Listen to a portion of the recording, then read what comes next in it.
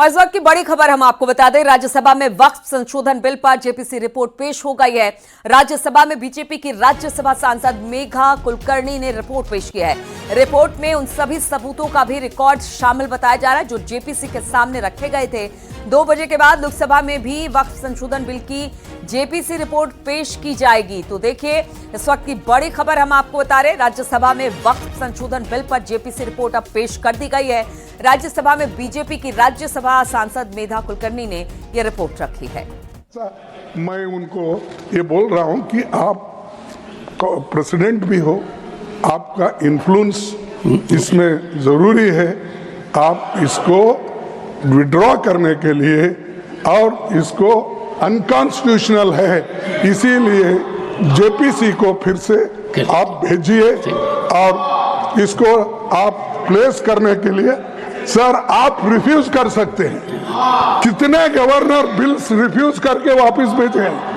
हर state में sir governor छोटे छोटे रीजन जो संबंधित नहीं है, तमिलनाडु का गवर्नर भेजता है और कर्नाटक भेजते हैं, हर जगह। इसीलिए मैं बोलता हूं, आप वो डिसेंट नोट्स को डलवाइए, फिर से उसको रिपोर्ट में डालिए, तब तक ये वापस भेजिए और आप करना चाहिए। मैं आपसे विनती करता हूं। माननीय सदस्यगण, एक सेकंड, माननीय सदस्य, एक सेकंड सर, मैं आभारी हूं सदन का कि उन्होंने प्रतिपक्ष के नेता को सुना, क्योंकि यह सदन अनंतवाद का एक बहुत बड़ा सभागार है और जब कोई विचार व्यक्त करता है तो विचार सुने जाते हैं। जितनी शांति से प्रतिपक्ष के नेता को सुना, उसी शांति से और शालीनता से अन्य वक्ताओं को भी हमें सुनना चाहिए। अपने आज सदन में संबंधित मंत्री भी हैं, एक बार इनका सुन लें। Again Saket, everyone will get space, but I am sure leader of the opposition has raised some issues, and we at the moment have Honorable Minister Shri Bhupendra Yadav.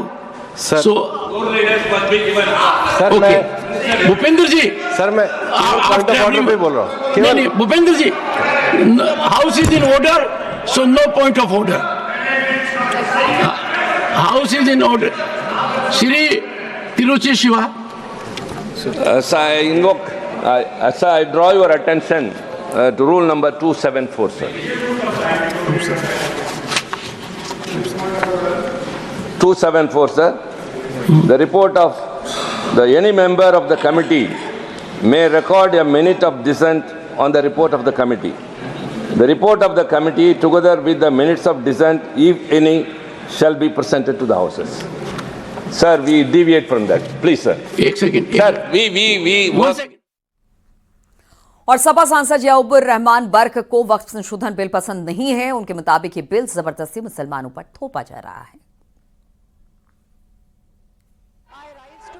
Barq साहब, ये बिल मुसलमानों के लिए कितना फायदेमंद होगा और साथ ही वक्फ संपत्तियों के संरक्षण के लिए ये कितना उपयोगी होगा? देखिए, ये जो बिल पहले लेकर के आए थे, उस समय भी हम सब लोगों ने, हमारे पार्टी ने, हमारे नेता माननीय अखिलेश यादव जी ने, हम सब लोगों ने इसका विरोध किया था। और यकीनन ये बिल हमारे पक्ष में नहीं, मुखालफत में है। इस वजह से हम इसका विरोध कर रहे थे।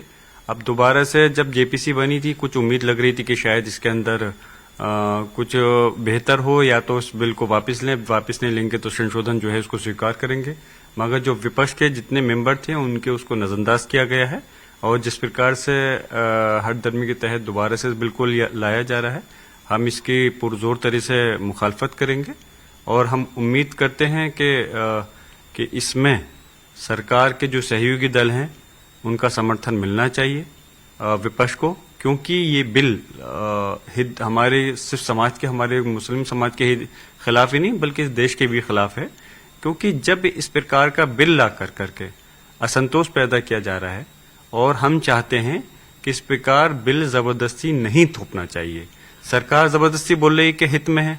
अरे, जब हम कह रहे हैं हमारे हित में नहीं है, तो आप कौन होते हो कि ये तय करने वाले? नहीं, ये तुम्हारे हित में ही है, तो ये गलत है। आप कह रहे हैं कि मुस्लिमों के हित में बिल नहीं होगा, जबकि कमेटी के अध्यक्ष हैं वो कह रहे हैं जो संशोधन बिल है उससे अनाथ बच्चों को, मुस्लिम विधवा महिलाओं को और पासमानदा मुस्लिमों को बड़ा लाभ होने वाला है। देखिए, जो चेयरमैन हैं वो तो वही भाषा बोलेंगे जो कि सरकार उनकी कहेगी। अगर ये बिल हमारे हित में होता तो हमें कोई खुशी होती इस बिल की जबरदस्ती मुखालफत करके। हम इस बिल की सिर्फ इस वजह से मुखालफत नहीं करना चाहते कि ये बीजेपी इसको लेकर के आ रही है, हम इस वजह से मुखालफत करते हैं। यकीनन ये हमारे हित में नहीं है। जो हम लोग चाहते थे, पहले हम लोगों की सब विपक्ष की ये मांग थी, जो हमारे समाज की मांग थी उसके तहत कि इस बिल को वापस किया जाए। ये ठीक नहीं है संशोधन बिल, लेकिन उसके बाद में जब कुछ संशोधन दिए गए, आपने उस पर कुछ विचार ही नहीं करा, उनमें कोई तरमीम नहीं करी, तो फिर क्या फायदा जेपीसी बनाकर। बुलंदशहर में बैलगाड़ी से दौड़ लगाने और गाड़ियों से स्टंट करने और हुड़दंग मचाने का एक वीडियो सामने आया है। मेरठ बदायूं हाईवे पर 3 गाड़ियां और एक बैलगाड़ी में सवार 12 लड़कों ने जबरदस्त हुड़दंग मचाया, जिसका वीडियो सोशल मीडिया पर खूब वायरल हो रहा है। वायरल वीडियो कई दिन पुराना बताया जा रहा है।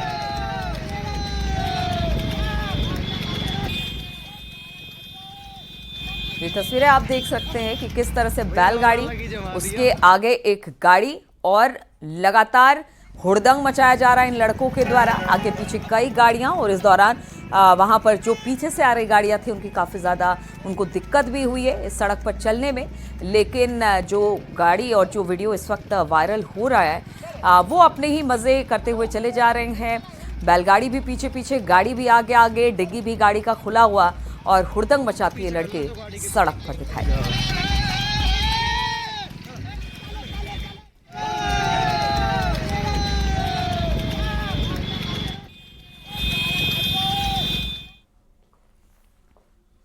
और मथुरा के वृंदावन में भगवान बाके बिहारी को नोटों से बनी पोशाक धारण करवाई गई। करीब 3 लाख रुपए के नोट से ये पूरी की पूरी पोशाक बनी है।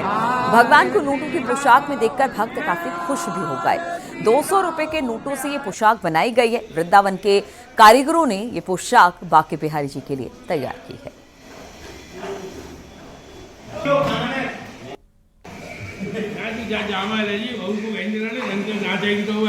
प्रथम राधे राधे, जय बिहारी जी की, श्री कुंज बिहारी श्री अरदास। देखिए, राजस्थान में एक मंदिर है सांवरिया सेठ जी का, तो बिहारी जी के एक भक्त ने वहां पर दर्शन किए और उन्होंने जो है 2-3 बार देखा कि वहां नोटों की पोशाक धारण हुई है ठाकुर जी को। वहीं से ठाकुर जी ने प्रेरणा दी है सांवरिया सेठ जी ने कि अगर सांवरिया सेठ जी पे धारण हुई है तो हमारे जो परम आराध्य हैं ठाकुर श्री बांके बिहारी जी महाराज, इनको भी नोटों की पोशाक धारण कराई जा सकती है। इसीलिए भक्तों द्वारा इसका बनाई गई है पोशाक और स्वयं उन्होंने कारीगरों के साथ मिलकर ये पोशाक बनाई है, जिसके दर्शन आप लोग कर सकते हैं। ठाकुर जी की जो पाग है वो भी जो है नोटों की है। ठाकुर जी का जो मुकुट जिसको हम बोलते हैं पगड़ी, वो मुकुट, माला, बाकी जामा है, पजामा है, पटका है, राधा रानी का लहंगा है, ये सभी जो है नोटों से बनाया गया। और गौतम बुद्ध नगर पुलिस कमिश्नरेट ने 6 क्विंटल 46 किलो गांजा नष्ट कराया और इसकी अनुमानित कीमत करीब 1 करोड़ 25 लाख बताई जा रही है। जिले के 7 थानों में 134 मुकदमों में बरामद गांजा नष्ट कराया गया है। डीसीपी सहित कई अन्य ऑफिसर भी इसकी निगरानी में जुटे रहे। ये तस्वीरें हम आपको दिखा रहे हैं किस तरह से गांजे को नष्ट किया गया। बताया जा रहा है जो जब्त किए हुए गांजे की कीमत 1 करोड़ 25 लाख थी।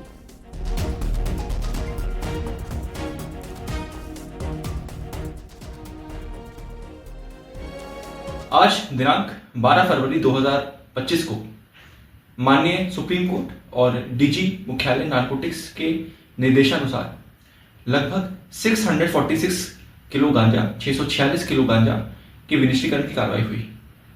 यह गांजा करीब 7 थानों से लगभग 134 मुकदमों से संबंधित था और इसकी मार्केट कीमत लगभग 1 करोड़ 25 लाख रुपए के आसपास है।